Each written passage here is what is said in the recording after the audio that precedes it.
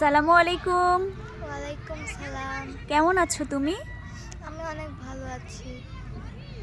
আপনি কেমন আছেন? আলহামদুলিল্লাহ ভালো আছি। তোমার নাম কি? আমার নাম ইব্রানা। তুমি কোন শ্রেণীতে পড়ো? আমি পঞ্চম শ্রেণীতে পড়ি। ও আচ্ছা, তোমার স্কুলের নাম কি? আমাদের স্কুলের নাম চাষিরহাট মডেল স্কুল। বাহ, খুব সুন্দর নাম। তারপর তোমার জীবনের লক্ষ্য কি? তুমি বড় হয়ে কি হতে চাও? অনেকে যেমন ধরো ডাক্তার, ইঞ্জিনিয়ার, শিক্ষক অনেক কিছুই হতে চায়। তোমার জীবনের লক্ষ্য কি? আমার জীবনের লক্ষ্য আমি একজন ভালো মানুষ হব এবং ডাক্তার হব আর আল্লাহর দিন প্রতিষ্ঠা করব।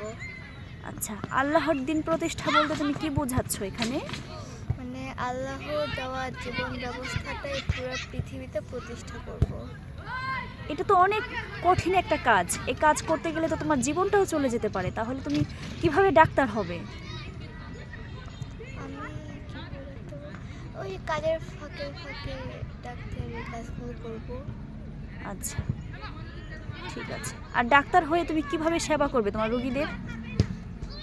যেমন ধরো এখন তো বাংলাদেশের অনেক ডাক্তার আছে, বাংলাদেশে অনেক নামি নামি দামি ডাক্তার যারা অনেক বড় বড় ডিগ্রি নিয়েছেন, কিন্তু তারা দেখা যায় যে অধিকাংশ সময়ই আমরা এগুলো বিভিন্ন নিউজে দেখি বা বিভিন্ন সংবাদপত্রের মধ্যে দেখি যে বিভিন্ন সময় বিভিন্ন কিছু করে, তারা দুর্নীতির মধ্যে জড়িত হয়ে যায়।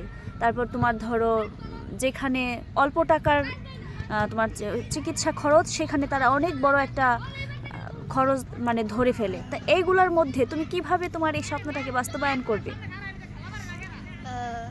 প্রথমে যদি রুগী আসে তার কাছে যদি কোনো টাকা না থাকে, টাকার ইয়ার জন্য আমি কোনো প্রেশার দিব না। আগে ওনাকে চিকিৎসা করব, তারপর হয়তো টাকা থাকলে অল্প নিব, আর না থাকলে একদম ফ্রিতে করিয়ে দিব।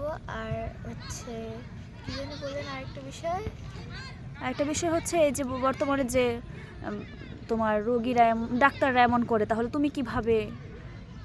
আমি আমার জীবনের সর্বোচ্চ দিয়ে একটা রোগীর চিকিৎসা করব, যাতে রোগীটা একদম কোমা থেকে সুস্থ একজন মানুষ হিসেবে আবার জীবনযাপন করতে পারে। বাহ, খুব সুন্দর বলেছো। আমি তো খুব মানে অনুপ্রাণিত হলাম তোমার উত্তরটা পেয়ে। তোমার জন্য শুভকামনা রইলো। আরেকটা তুমি বলেছো ভালো মানুষ হবে। আসলে এই ভালো মানুষ বলতে তুমি কি বোঝাতে চাচ্ছ? যেমন অনেক মানুষ মানে বিভিন্ন খারাপ কাজে জড়িত। আমি সবসময় সত্য কথা বলবো, কোনো ওয়াদা দিলে আমি অবশ্যই এটা পালন করব, কখনো ঋণ করব না, এরকম কিছু একটা কথা আচ্ছা, দিলে অবশ্যই কথা তার মানে তুমি বোঝাতে চাচ্ছ যে ভালো মানুষের যে প্রথম যে দিক, সেটা হচ্ছে ভালো এবং মন্দ এই দুটো দিক বিবেচনা করে পথ চলা। তুমি সেই দিকটা বিবেচনা করেই পথ চলবে, রাইট? ইয়েস। খুব সুন্দর তোমার আইডিয়া। তোমার জন্য অনেক অনেক শুভকামনা রইলো।